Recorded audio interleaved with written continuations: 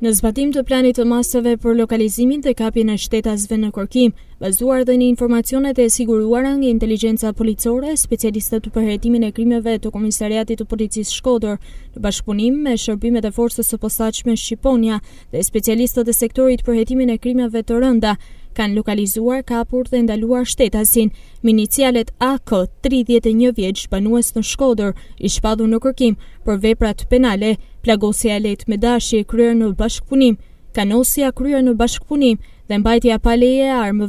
armëve shpërthyese dhe municionit. Nga veprimet hetimore, dyshohet se ky shtetas është përfshirë në konfliktin e ndodhur për vendparkimin e automjeteve me datë 3 qershor 2024 në rrugën Pogej, gjatë të cilit u godit fizikisht dhe me sende të forta shtetasi me inicialet VB.